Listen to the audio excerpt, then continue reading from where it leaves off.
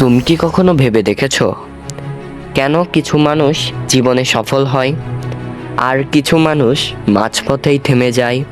উত্তরটা খুব সহজ। সফল মানুষেরা অন্যদের চেয়ে বেশি প্রতিভাবান নয়, তারা শুধু অন্যদের চেয়ে বেশি সময় ধরে চেষ্টা করে। ধরো তুমি একটি বীজ মাটিতে পুঁতে দিলে, পরের দিন যদি মাটি খুঁড়ে দেখো গাছ হয়েছে কি না, তাহলে কি গাছ জন্মাবে? অবশ্যই না। সফলতাও ঠিক তেমন, সময় লাগে, ধৈর্য লাগে, আর লাগে নিয়মিত পরিশ্রম। একজন ছাত্র পরীক্ষায় ভালো ফল করতে চায়, কিন্তু যদি সে শুধু ফলাফলের স্বপ্ন দেখে আর পড়াশোনা না করে, তাহলে কি সফল হবে? না।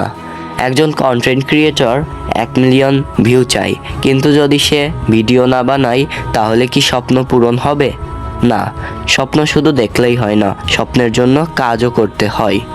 এখন একটি প্রশ্ন, যদি তুমি আজ থেকে প্রতিদিন 1% উন্নতি করো, তাহলে 1 বছরে তুমি কোথায় পৌঁছাবে?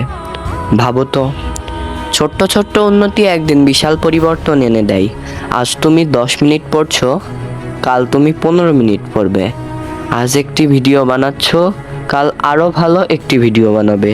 এভাবেই বড় সাফল্য তৈরি হয়।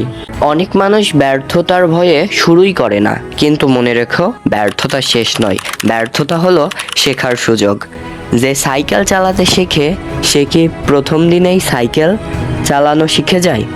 আবার যে হাঁটতে শেখে, সে কি ছোটবেলায় বারবার পড়ে যায় না? তবুও তারা থামে না, কারণ তারা জানে পড়ে যাওয়া মানে শেষ নয়। তাই আজ যদি তোমার জীবনে সমস্যা থাকে, যদি মানুষ তোমাকে নিয়ে হাসাহাসি করে, যদি মনে হয় তুমি পারবে না, তাহলে একটা কথা মনে রেখো, তোমার বর্তমান অবস্থা তোমার ভবিষ্যৎ নির্ণয় করে না। তোমার আজকের সিদ্ধান্ত তোমার ভবিষ্যৎ নির্ণয় করে।